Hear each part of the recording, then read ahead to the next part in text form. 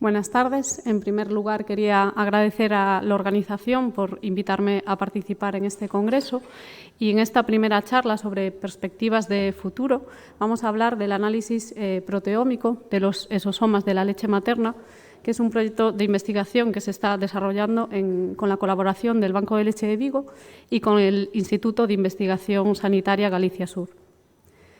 Como todos sabéis, la leche materna es un fluido dinámico y bioactivo. Es el alimento ideal para el lactante por su composición nutricional y por la presencia de factores bioactivos no nutritivos que promueven la supervivencia y el desarrollo saludable.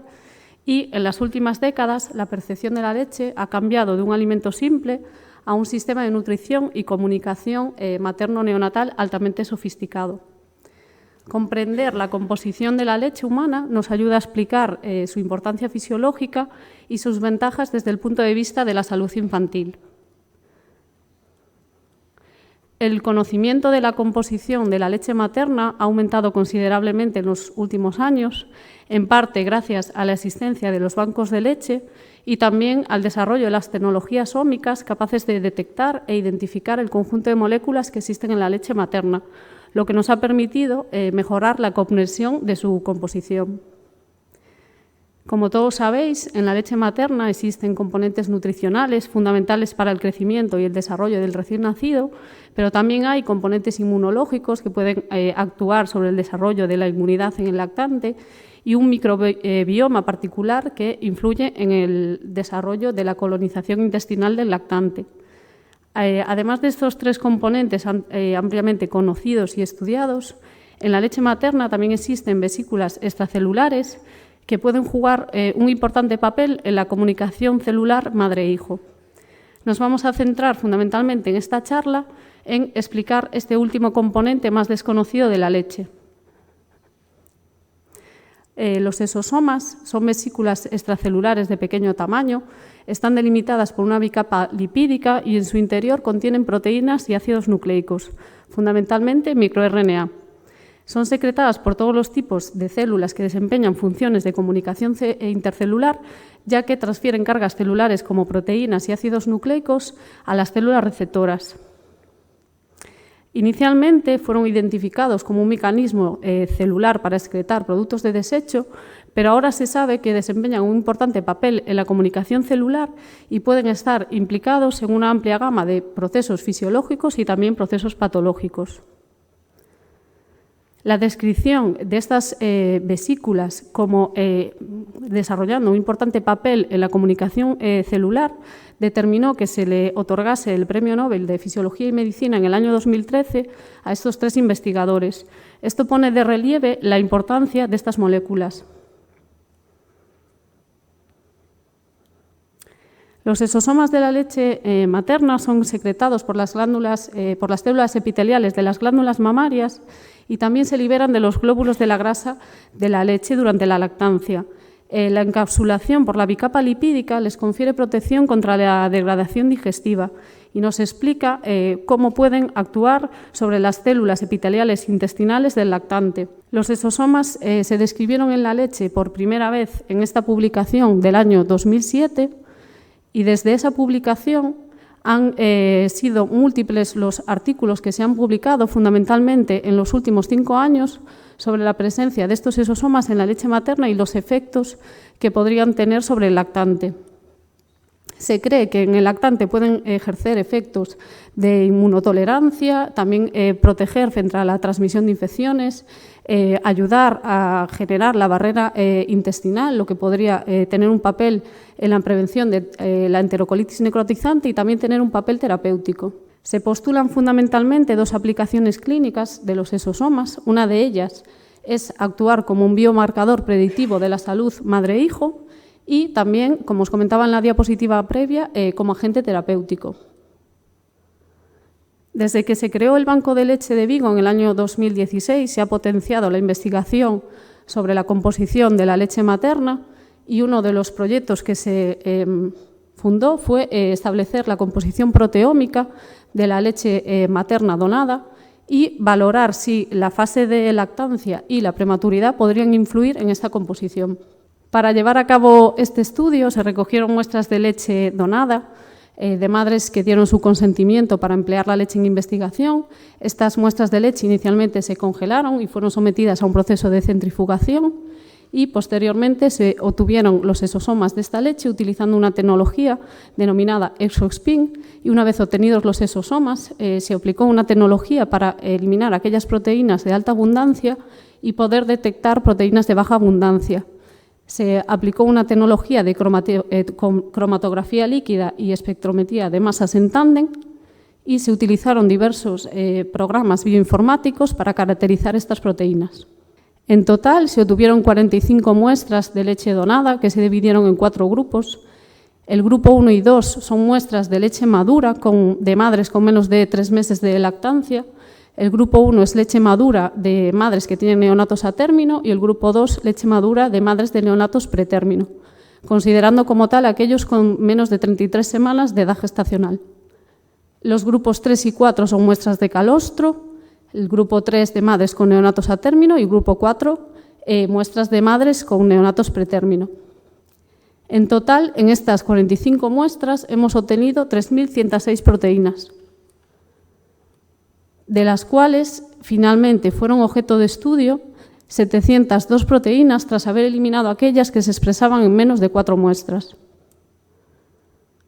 Al hacer la comparativa entre la leche madura y el calostro, identificamos un 28% de proteínas que se expresaban de forma exclusiva o predominantemente significativa en unos de los 2 grupos.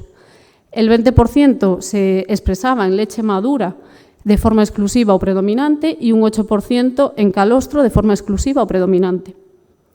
Para identificar y definir y describir la función de estas proteínas utilizamos 2 programas, fundamentalmente UniProt y String Database, que son 2 programas complementarios que nos aportan información sobre la localización de la proteína en la célula, así como la función molecular y la función biológica de dichas proteínas, las vías en las que pueden estar implicados y también las patologías relacionadas con las mismas. En este gráfico y en la próxima diapositiva os voy a mostrar una tabla sobre los procesos biológicos en los que están implicados estas proteínas que se expresaron de forma diferencial. Como veis, son múltiples procesos en los que pueden actuar, siendo los más frecuentes la respuesta de defensa, la señalización, el metabolismo de los lípidos y la organización del citoesqueleto. Esto pone de manifiesto la riqueza de los exosomas de la leche y también su complejidad. Los sistemas implicados sobre los que actuaban estas proteínas eran fundamentalmente el sistema inmune y el sistema nervioso, entre otros. Y ya centrándonos en las proteínas que se expresaban de forma diferencial en el calostro, destacar que el 89% de ellas eran fragmentos de inmunoglobulinas y luego detectamos otras proteínas que iremos comentando una por una en las siguientes diapositivas. La primera de ellas es la tenastina C. Es una proteína estructural de la matriz extracelular. Está implicada en la orientación de las neuronas migratorias y los axones durante el desarrollo, también en la plasticidad sináptica y en la regeneración neuronal. Promueve el crecimiento de neuritas a partir de neuronas corticales y es una molécula clave en la reparación y remodelación de los tejidos. De hecho, esta proteína no se suele detectar en tejidos adultos sanos, sí que se puede expresar cuando hay una lesión de tejido y vuelve a regularse a la baja después de que se complete la reparación del mismo. Además de su papel en el desarrollo y migración neuronal y en la reparación de tejidos, esta proteína también puede jugar un papel fundamental frente a la infección por el VIH. Hay varias publicaciones sobre esta proteína y sobre el efecto neutralizante que tiene frente a la infección por el VIH, y esto en parte podría explicar por qué los lactantes de madres infectadas por VIH no adquieren, en la mayoría de los casos, esta infección durante el periodo de lactancia. Otra de las proteínas diferenciales es la proteína relacionada con MARX, que es un miembro de la familia de los sustratos C quinasa, se expresa predominantemente en el cerebro en desarrollo y desempeña un papel en la regulación del citoesqueleto, la señalización de la proteína quinasa C y la señalización de la calmodulina.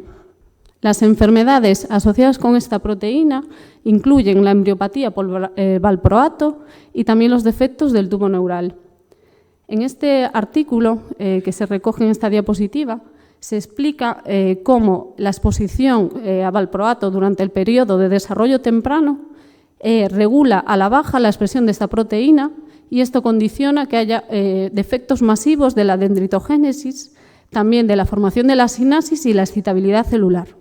Una proteína que encontramos de forma exclusiva en el calostro es el factor de crecimiento de las células madre, también llamada lectina tipo C, secretada por linfocitos o CLEC11A. Es una glicoproteína sulfatada secretada, promueve la osteogénesis al estimular la diferenciación de los progenitores mesenquimales en osteoblastos maduros y es muy importante para la reparación y el mantenimiento del hueso adulto. Existe una publicación en la que se evidencia el importante papel que tiene esta proteína en el metabolismo óseo. En este caso se hizo un estudio en modelos animales, concretamente en ratones, en los que se indujo una osteoporosis y posteriormente fueron sometidos a un tratamiento intravenoso con vesículas extracelulares derivadas de células estromales mesenquimales obtenidas del cordón umbilical humano.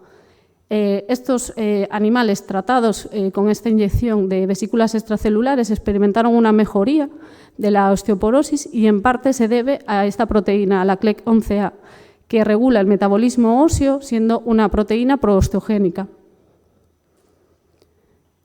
Otra de las proteínas que se expresaron de forma diferencial en el calostro es la proteína 1, similar a la quitinasa 3, también llamada YKL40.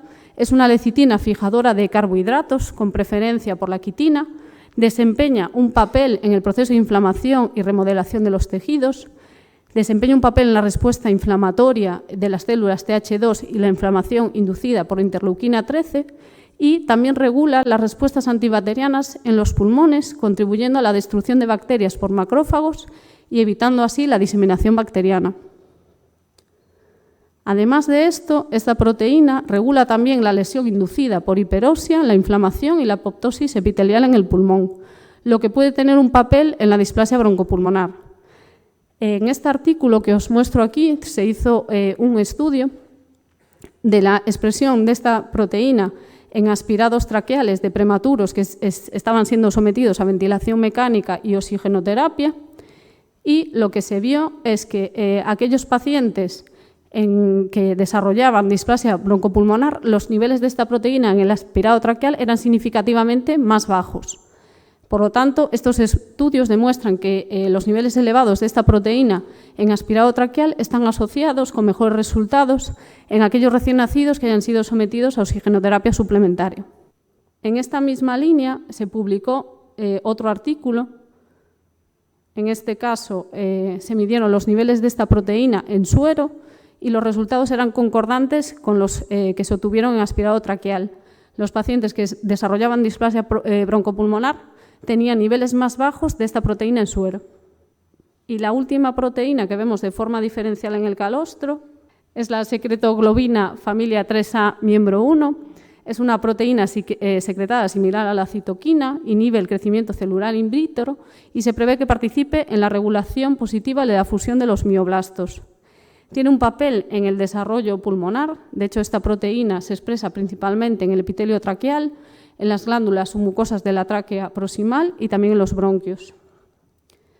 Y en este estudio se analizó el tejido pulmonar de pacientes que habían fallecido en periodo neonatal, se compararon pacientes que habían fallecido con displasia broncopulmonar con pacientes que habían fallecido por otras causas sin displasia, y se vio que esta proteína se expresaba menos en aquellos pulmones con displasia broncopulmonar frente al pulmón sano. Otro de los objetivos de nuestro estudio era comparar y analizar si la prematuridad podría influir en la expresión proteica de los exosomas. Y sí que objetivamos diferencias de expresión en al menos 40 proteínas. Un 4% de las proteínas totales se expresaban de forma exclusiva o predominante en leche madura de neonatos a término y un 2% se expresaba de forma exclusiva o predominante en leche madura de niños pretérmino. De estas 15 proteínas que se identificaron de forma exclusiva o predominante en la leche madura pretérmino, me gustaría destacar fundamentalmente dos de ellas. La primera es la dimetilargininasa 1, que se encontró exclusivamente en este grupo, en el grupo de madura pretérmino, no lo encontramos en ninguno de los otros grupos. Y también os quería hablar del cofactor de heparina 2, el SERPIN1, porque ambas pueden tener un papel en la protección del daño pulmonar. La dimetilargininasa 1 es una proteína que tiene un papel en la generación del óxido nítrico. Esta proteína regula las concentraciones de la dimetilarginina asimétrica, que es un inhibidor endógeno del óxido nítrico sintasa endotelial, y por lo tanto regula la producción del óxido nítrico, que es un vasodilatador pulmonar endógeno y un regulador clave de la angiogénesis pulmonar. Cuando hay una disminución de la expresión de esta proteína, el resultado global que vamos a tener es una disminución en la producción del óxido nítrico. Y ya hay artículos que relacionan esta proteína con la vascularización pulmonar fetal. La última proteína a comentar es el cofactor de heparina 2 o SERPIN1, que es una serina proteasa plasmática que funciona como inhibidor de la trombina y también de la quimotripsina. Es una proteína activada por heparina, dermatansulfato y glucosaminoglucanos y está implicada tanto en el proceso de coagulación como en la quimiotasis de monocitos y neutrófilos. Ahora vamos a ver cómo puede jugar un papel en la protección del daño pulmonar. Cuando hay un daño pulmonar agudo, lo que vamos a ver es un aumento de la actividad procoagulante y una disminución de la actividad fibrinolítica, lo que va a condicionar que aumenten los depósitos de fibrina. Y esto, a su vez, va a provocar un aumento de la permeabilidad vascular, una inhibición del surfactante y una estimulación de los fibroblastos, lo que va a conducir a fibrosis pulmonar. Se cree que esta proteína podría evitar la formación de fibrina al inhibir la regulación de la trombina, por lo que se postula como una terapia ayudante para el tratamiento del síndrome de distrés respiratorio y la prevención de la displasia. En esta mesa, que estamos hablando de perspectivas de futuro, y ya para ir finalizando, comentar que existen ya diversos estudios sobre el uso de exosomas derivados de células mesenquimales estromales en el tratamiento de la displasia, y eso nos hace también pensar que en un futuro igual se podrían usar los exosomas de la leche para el tratamiento de esta patología. Además de en la displasia, los exosomas también pueden jugar un papel en la protección de la enterocolitis necrotizante. En este artículo, realizado en modelos animales, concretamente en ratones, se analizó cómo los exosomas de la leche ejercían efectos beneficiosos en la prevención de la enterocolitis al reducir la inflamación y el daño al epitelio intestinal. Y actuaban también restaurando las proteínas de la unión estrecha intestinal. Ya para concluir, decir que los exosomas de la leche constituyen un mecanismo de comunicación celular madre-hijo. La proteómica de los exosomas varía según la fase de lactancia y también se ve influenciada por la prematuridad. Las proteínas de los exosomas expresadas en el calostro están implicadas en el neurodesarrollo, el desarrollo pulmonar y la protección frente a la infección, entre otros, pero se necesitan más estudios para determinar en qué medida estas proteínas pueden tener efectos fisiológicos sobre el lactante. Y por último, decir que los exosomas de la leche presentan aplicaciones clínicas potencialmente prometedoras, por lo que en un futuro podrían desempeñar un papel terapéutico en patologías neonatales como la displasia o la enterocolitis necrotizante. Muchas gracias, espero que os haya gustado.